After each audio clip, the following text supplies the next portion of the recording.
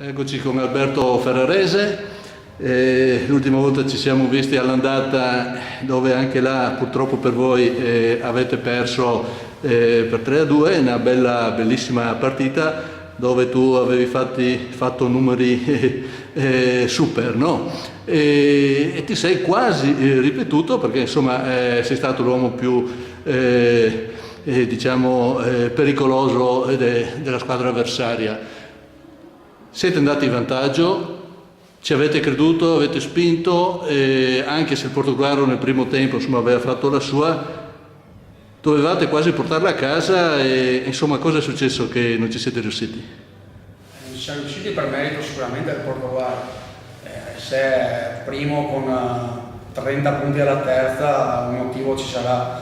Sicuramente loro sono una grande squadra fatta per vincere e quindi ci stava a soffrire e ci stava anche a prendere il gol. Noi ci abbiamo provato fino all'ultimo, ci abbiamo anche creduto, però loro sono stati bravi e l'hanno portato a casa.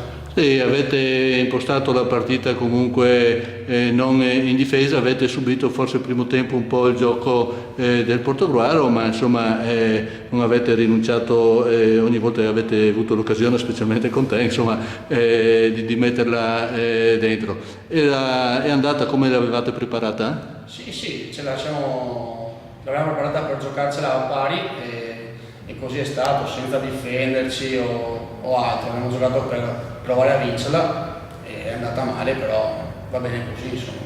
Abbiamo provato a giocarsela a viso aperto, senza rinunciare a niente, insomma. Sì, noi veramente si sperava. Io quando avevo visto che tu avevi 4 giornate di squalifica, avevo fatto il conteggio delle serie presente a Portogallo, insomma non si dovrebbe dire poco sportivo, ma speravo che non ci fosse, invece bene così, insomma, perché i giocatori forti devono sempre giocare, secondo me. Domenica scorsa sei stato l'artefice della vittoria della tua squadra, però insomma il vostro campionato, benché le vostre potenzialità, non siete riusciti a esprimerla coi punti in classifica? Ma io credo principalmente per merito del Portogallo e della Prodeco, che stanno facendo un campionato super, cioè con 65 punti se non sbaglio, sono tanti, sono tantissimi, quindi metti in difficoltà anche quelle che sono dietro dopo per giocare le partite. Il campionato hanno dato una svolta loro due, sono scappate da subito praticamente, quindi poi è difficile rincorrere sempre. Loro hanno fatto un strepitoso campionato, quindi complimenti.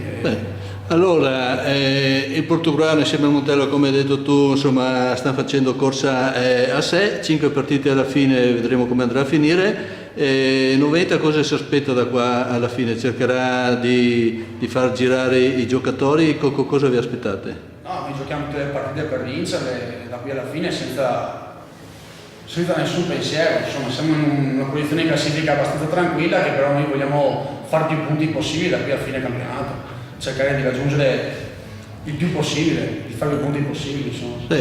Allora, per chiudere questa intervista, tu sei il capitano della squadra, perciò sei un portabandiera che ha anche insomma la visione, la prospettiva della squadra che sarà per il prossimo anno, già se ne parla, che intenzioni avete? Ma ancora presto per parlarne, sicuramente c'è una società che ci lavora dietro e che stanno già vedendo qualcosa, adesso poi sta a loro decidere cosa vogliono fare, sicuramente vogliono far bene questo. Tu sei sempre disponibile? Al momento? Si vedrà, il prossimo anno si vedrà, insomma a giugno vedremo. Bene, allora ringraziamo Alberto Ferrarese, anche oggi nella grande partita, e alla prossima magari in eccellenza. Grazie. Grazie, ciao.